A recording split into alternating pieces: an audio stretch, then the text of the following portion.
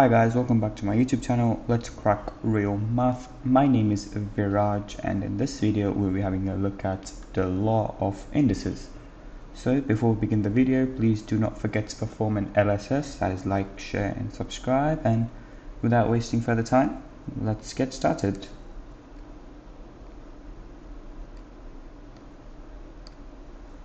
So before I go into examples, let's have a look at all the laws of indices. Now please note that you may feel at first that there are a lot of laws, but as you do practice you would eventually get used to all of them. So let's go. We have our laws of indices. Okay, indices. Let's zoom a bit. Okay. Now please do note that in some math boards it's called indices, and other math boards it can be also called exponentials. Exponentials. They do mean the same thing. Now what is an exponential or an indices or an index basically is simply anything or any number to a power. So let's say x to the power of 5. Or to make it approvable, let's say a to the power of b.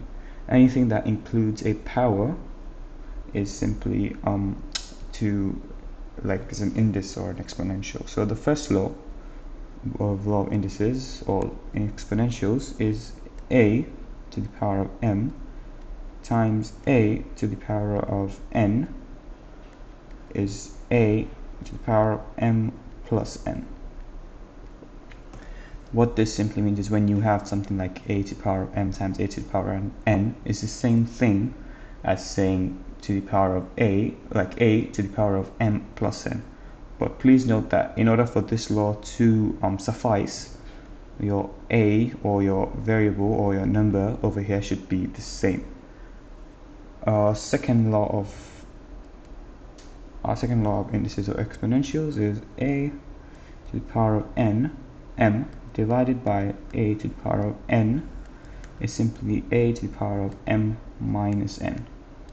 Now we also know that this can also be written in the form of a to the power of m all over a to the power of n. When you have something like this also means that you're dividing a to the power of m over a to the power of n, and this is the same as this. So as you can see with these first two laws, if you're timesing your powers with the same variable, then you are simply adding them when you're timesing, and when you're dividing them you're simply subtracting them.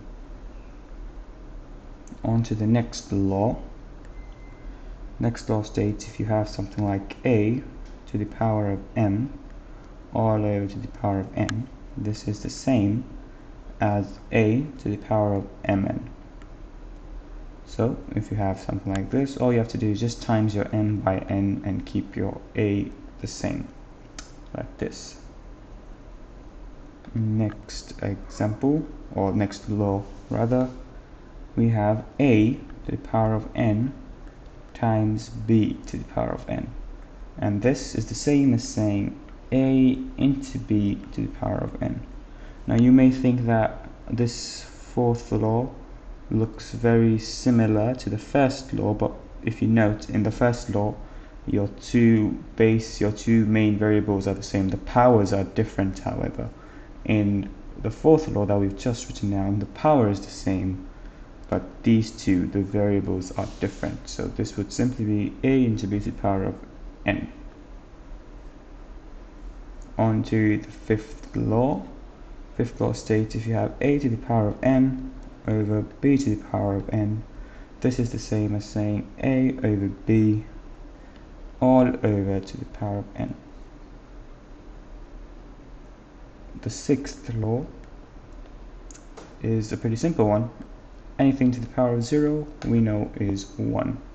This could be 999, 999. Anything to the power of 0 will always be 1.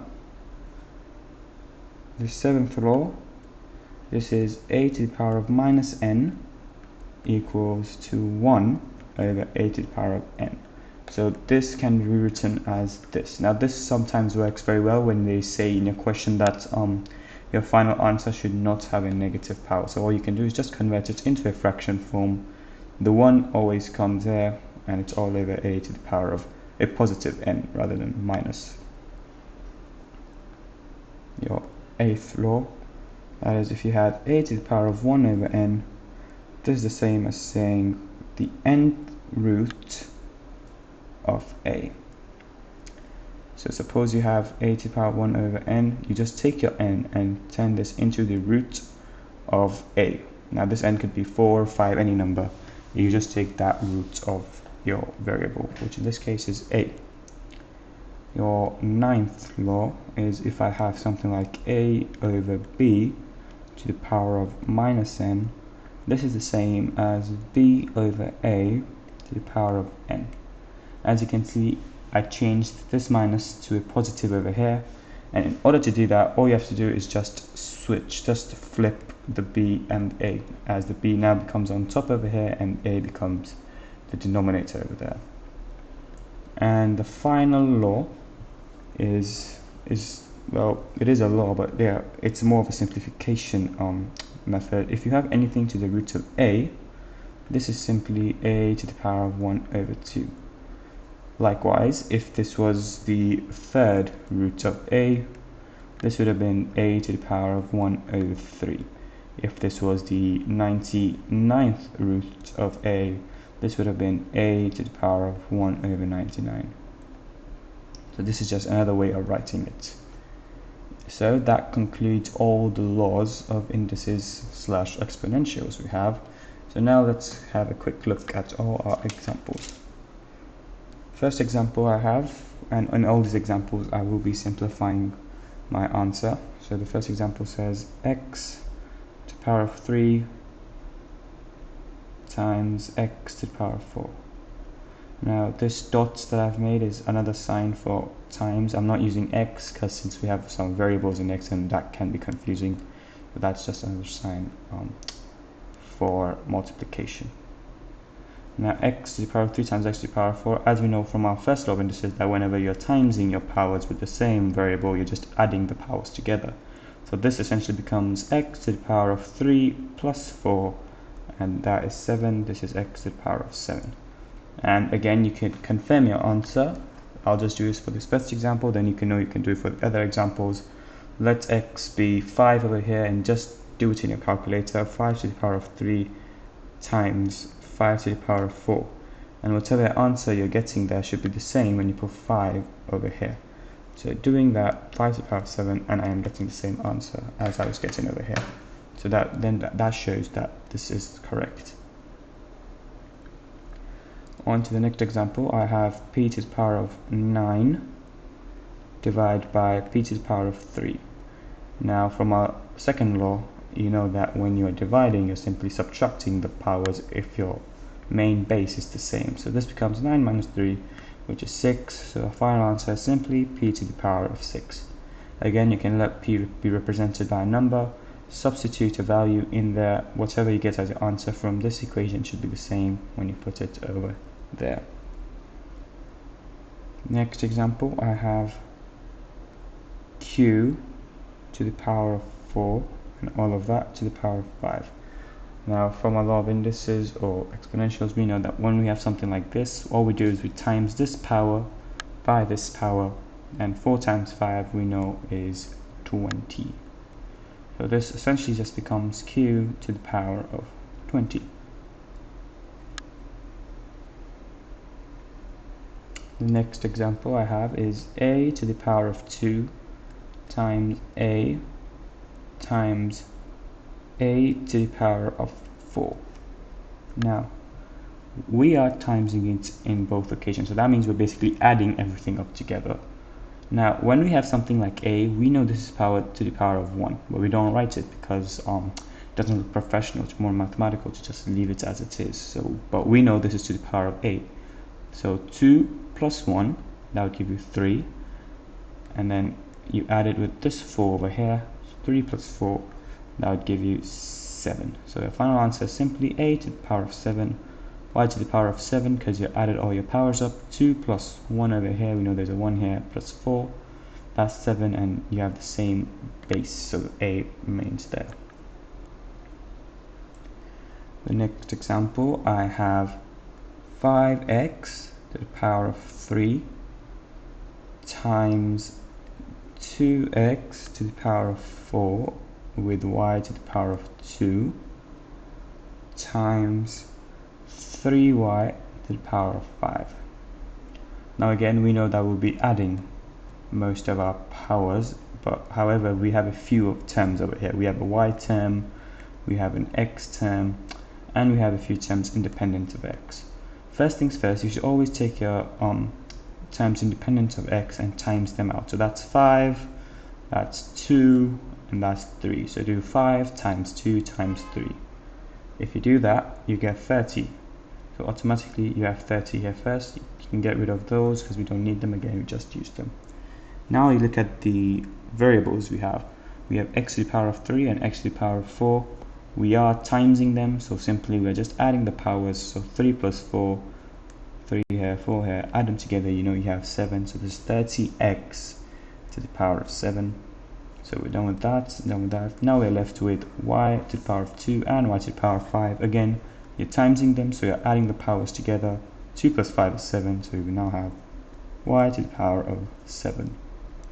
And that is your answer for that question. On to the next example. This one I have 6x to the power of 5 with y to the power of 8 all over 3x to the power of 2 with y to the power of 4. Now we know that when we are having a fraction, this sign over here simply also suggests that we are dividing. And you know that when we're dividing powers, we're simply subtracting them. But again, we have a few terms. We have an x term, y term, and a few terms independent of x. So let's take this first. Let's take the 6 and 3. We know 6 divided by 3 is 2. So automatically we have 2 first. Get rid of 3, get rid of 6. We have x to the power of 5 divided by x to the power of 2. And then 5 minus 2, as we know, is 3. So we now have 2x to the power of 3. Done with that, we have y to the power of 8 divided by y to the power of 4. Subtract the powers, since you are dividing. 8 minus 4 is 4, so this is y to the power of 4. And that is your final answer for that question. On to the next one, I have 3 to the power of 5 to the power of minus 1. So we know, as I said in one of the laws, when you are to the power of minus 1 and you want to change it to the power of 1, all you do, you simply switch around the numerator and the denominator. So this would now become 5 over 3 to the power of 1, and since it is to the power of 1, we can simply write it as 5 over 3. And that is your answer for that question. If you are unsure, you can check it in your calculator. Just enter 3 over 5 to the power of minus 1, and you would get 5 over 3 as your answer. Next example, I have x to the power of 1 over 4 times, let's use the dot, times x to the power of 1 over 4. Now again, we are timesing, so that means we are adding the powers and we have the same base. So 1 over 4 plus 1 over 4 gives you 1 over 2, so the final answer is simply x to the power of 1 over 2. And the next example, it says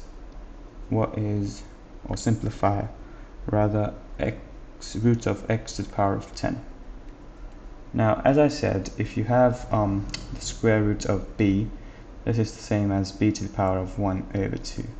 Now, however, we already have a power in here, but that doesn't alter it too much. This simply becomes x to the power of 10 times 1 over 2. So again, the 1 over 2 does come. In this case, since we already have a power in terms of x, we just times it by that power. And x to the power of 10 times 1 over 2, doing this, you get 5. So the final answer is simply x to the power of 5. Again, for all of the examples, you can take a variable and let it represent it by x and then put it in the original question over here. in this case, and then whatever your answer is should be the same when you put it over here.